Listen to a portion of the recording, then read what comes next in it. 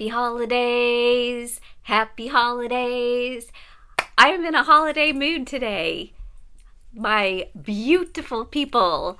My name is Kristen. I am so happy to have you. Today I wanted to talk about holiday gifts, particularly meaningful holiday gifts. And I think this year may be especially a ripe season for meaning and for doing things that are not financial. And certainly we don't want to be a financial burden to others, but have things that just really touch our hearts and lifts our spirits up, right? And so I wanted to share a story today, a family story that's just very sacred and special to me. And it does have actually two parts to the story, because to understand the story that I really want to share, you kind of have to know a little bit of the backstory of a previous story that happened to me. So one Christmas break, that is, I was living in Dallas and needed to get home to Houston to my family to celebrate Christmas. And I worked all the way through Christmas Eve because I was in retail at the time. And so I was going to fly because, it's not horrible, but about 5.5 hour drive from my house to my parents' house. And so they were going to fly me, which is just like a really hoppy little hour flight. And then they were going to come get me. And I didn't want my car down there anyway. So as I'm driving to the airport, finally off work, finally get to go on my vacation for a week, right? And see my family, celebrate Christmas. And it's cold. I mean, it is Texas, so it's not snowing, but it is freezing temperatures. And I'm driving to the airport and I see a woman on the side of the road that you typically see, holding the sign asking for money for bus fare in this case. But, you have that moment where you're just thinking, is that real? Is that a scam? Is she really in need and not have the capability to work? Is there a mental issue? You think these things through very quickly. And for whatever reason, I just kind of go with my gut because it's usually right. And I just got a feeling, Kristen, you just need to go back and help that woman. And I didn't have cash. I mean, I was a poor, 20-something-year-old that didn't even carry cash, barely had anything in my bank account. My parents bought the plane ticket to get me back to see them. And, but I pull over and she's wearing a sweater and gloves, but no coat, no hat. She looks to me, I mean, she's probably had a hard life, but she looks to me like she's like 80. I mean, just lots of wrinkles, kind of got that stooped over. And I think to myself, even if this woman is a complete scam artist and a complete awesome actress, she has no business being outside in the cold. And the irony is, because I worked retail, I had just bought myself a brand new real wool coat. It was full length, kind of dressy looking, my first kind of real grown-up coat, if you will.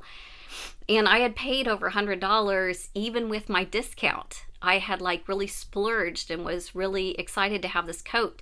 And it was the only coat that I was taking to Texas. I actually did own other coats that were, more casual and more the just out of college student that I was. But I just felt, again, this woman had no business being outside without a coat, and I needed to give her my coat. And so I said, I'm going to be obedient to that. And I pulled over and I gave her my coat. And I didn't want to tell anybody. And the irony is that many years later, I'm sitting here telling the entire world on YouTube, right? But I knew I wasn't supposed to, at that time anyway, tell anybody about this story. So when I got to Texas, it's still freezing in Houston. Well, got to another part of Texas.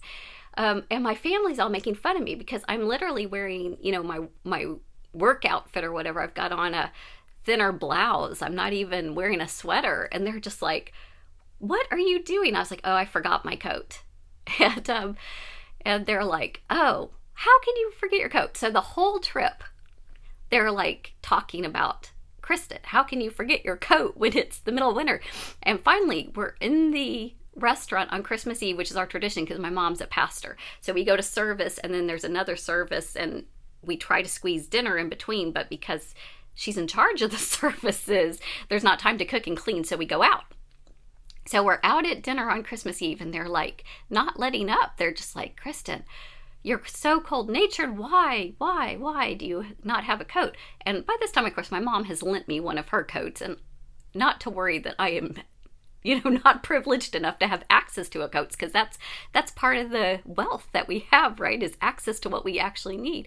And so finally I say, I just have to confess, I saw a woman that was, appeared to be homeless, if not homeless, definitely older and not supposed to be out without a coat. So I pulled over and gave her my coat, and that's why I don't have a coat. Okay, so that's the deal. So my mom just starts crying. My dad's like, that's beautiful. Okay, and I don't know if he bought me a coat, but it would be totally like my dad to buy me another coat. But anyway, I was fine. And the next Christmas, we went back to Houston to visit my parents, and my sister was there. And my sister, she didn't have a whole lot of money. My sister is like almost 5 years younger than me.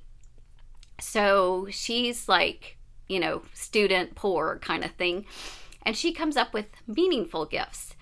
And she gives, my dad a beautiful, gift of some animal, one of those things where in your honor, a goat has been provided to this family in need so that they can provide food for their family, and talking about my dad being the provider of the family, and now in his honor, another family can provide, and all the hard work.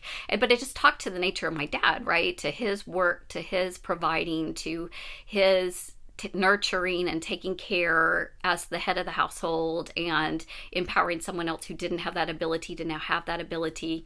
And then to my mom, she gifted a scholarship to a needy student because my mom had given up her official teaching career dreams, and particularly she wanted to be a teacher in Appalachia to some of the poorest students and just be that quality, strong teacher, even though she knew she wouldn't make a whole lot of money.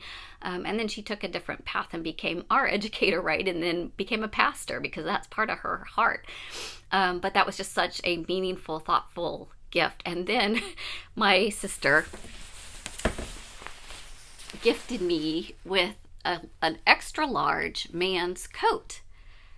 And there was a note that said she had found a men's shelter and had called them, and they said they were in particular need that Christmas of extra large coats. And so she was honoring my heart for providing a coat for the homeless.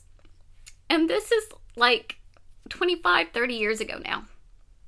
And I still remember that as the most special Christmas and the most special gifts that we had ever had. And sorry, I was trying to get through this without crying, y'all, but it's just so moving. And I just wanted to go ahead and put this out there and share this year, because I really feel like this year is one of those years that it matters even more.